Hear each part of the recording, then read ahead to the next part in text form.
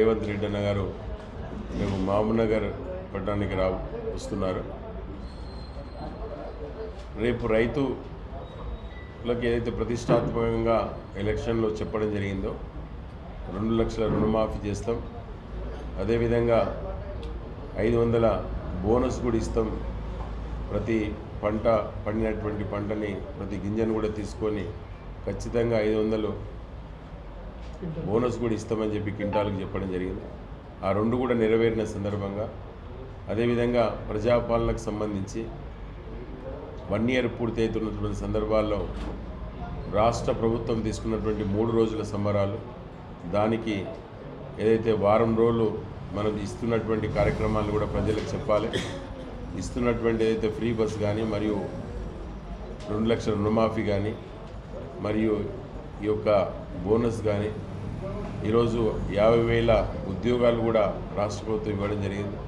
కనుక అనేక రకాలుగా కూడా వచ్చిన ఒక సంవత్సరం లోపలనే 7 లక్షల కోట్ల ఏదైతే అప్పుల పాలైనటువంటి రాష్ట్రాన్ని ఆ విధంగా దాన్ని గాడిలో పెట్టడానికి టైం అవుతున్నా కూడా అనేక ఇబ్బందులు ఉన్నా కూడా రాష్ట్ర బడ్జెట్లో రోజుకు నెలకు కొన్ని కోట్ల రూపాయలు వడ్డీలు కడుతున్నా కూడా అలాంటి రాష్ట్ర ప్రభుత్వం ఇబ్బంది ఉన్నా కూడా ఏదైతే మాట ఇచ్చినామో ఎలక్షన్లో దాన్ని ఖచ్చితంగా పాటించినటువంటి ఆలోచనతోన ఈరోజు దేశంలో ఇక్కడ కూడా 2 లక్షల రుణమాఫీ చేసినటువంటి సందర్భాలు లేవు.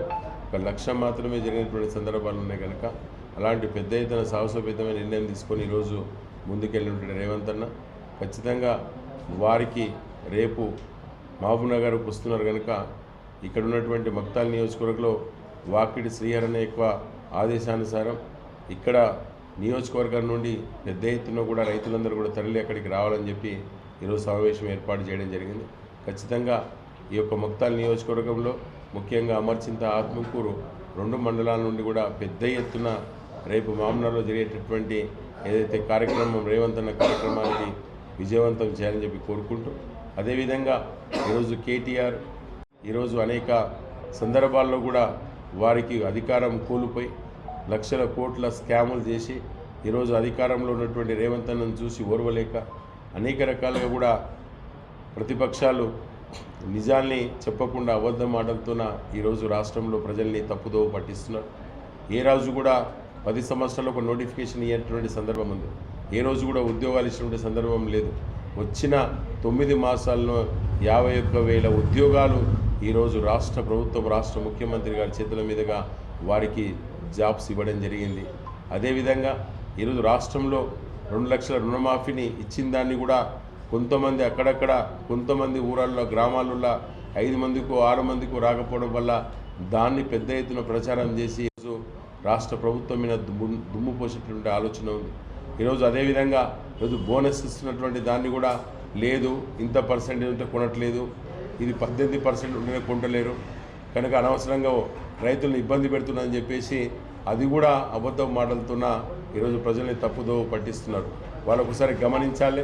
ఈరోజు రైతులందరూ కూడా సంతోషంగా ఉంటే అక్కడిక్కడ ఒక 2-3 వాళ్ళ యొక్క టీఆర్ఎస్ కార్యకర్తల్ని పక్కన పెట్టుకొని మాట్లాడించి సోషల్ మీడియాలో రేవంత్ అన్న ప్రభుత్వం మీద లేనిపోయినటువంటి అబద్ధాల మాటలతో తప్పుదోవ పట్టిస్తున్నారు.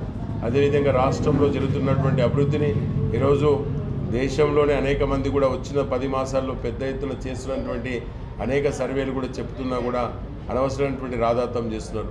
కొడంగల్లో జరిగినటువంటి ఇన్సిడెంట్లని టీఆర్ఎస్ సంబంధించినటువంటి కార్యకర్తలను గట్టిగా తయారు చేసి అక్కడున్న వేం నరేందర్ రెడ్డి ఖచ్చితంగా కుట్రపూరితంగా ఎట్టి పరిస్థితుల పట్నం నరేందర్ రెడ్డి ఆయన ప్లానింగ్ చేసుకొని కలెక్టర్ని చంపాలన్నటువంటి కుట్రలో ఆ యొక్క భాగంగా ఈ విధంగా ఇబ్బందులు చేయడం జరిగింది. అదేవిధంగా ఇంధనాల ప్రాజెక్ట్ అనేటువంటి నిర్మల్ జిల్లాలో అక్కడ కూడా తలసాని శ్రీనివాస్ యాదవ్ సంబంధించినటువంటి కుమారుడు ఎవరైతే ఉన్నారో సాయి యాదవ్ పేరు ఉన్నటువంటి ఆ యొక్క ఇంధనాల ప్రాజెక్టుని కూడా దాన్ని కూడా రేవంత్ అన్న ఖచ్చితంగా అది ప్రజల వ్యతిరేకం వచ్చినందుకు దాన్ని కూడా రాష్ట్ర ప్రభుత్వం టీఆర్ఎస్లో జరిగినటువంటి పర్మిషన్స్ 2022లో పర్మిషన్ వస్తే దీన్ని కూడా మన మీద తప్పుదో పట్టించి కేటీఆర్ మాట్లాడడం జరిగింది. నిజ నిర్ధారణ చేసి బయట పెట్టినప్పుడు ఇప్పుడు అర్థమైంది దానికి టీఆర్ఎస్ సంబంధించినటువంటి నాయకులే ఉన్నారని చెప్పి. కనుక రాష్ట్రంలో అనేక రకాలు మహబూబ్నగర్ జిల్లా నుండి మొట్టమొదటిసారిగా చాలా ఏళ్ల తర్వాత బూర రామకృష్ణ తర్వాత రేవంత్ అన్న ముఖ్యమంత్రి పాలమూరు జిల్లాని సస్యశ్యామలంగా చేద్దాం, నీరు కానీ అభివృద్ధి కానీ అనేక రకాలు చేద్దామని ఆలోచనతో వారు ముందుకెళ్తే ఈరోజు అనేక రకాల ఆటంకాలు కలిగిస్తున్నటువంటి సందర్భం ఉంది. కనుక మేము తప్పకుండా హెచ్చరిస్తున్నాం కాంగ్రెస్ కార్యకర్తలు, ఈ 4 సంవత్సరాలు ఏదైతే ఉందో రేవంత్ అన్నని తాకాలంటే కష్టం, రేవంత్ అన్నని ముట్టాలన్నా కూడా కష్టం. వారి యొక్క చిత్తశుద్ధితో ఉన్నారు. ఖచ్చితంగా 100%గా రాష్ట్రంలో కేటీఆర్, కేసీఆర్, హరీష్ రావు, కవితమ్మ చేసినటువంటి అనేక రకాలుగా లక్షల కోట్ల ఏదైతే అవినీతి ఉందో ఆ సొమ్మును కూడా బయటికి తీస్తాం. ఖచ్చితంగా రేవంత్ అన్న ఆధ్వర్యంలో తెలంగాణ ప్రాంతంలో అభివృద్ధికి ముందుకెళ్తుంది ఖచ్చితంగా.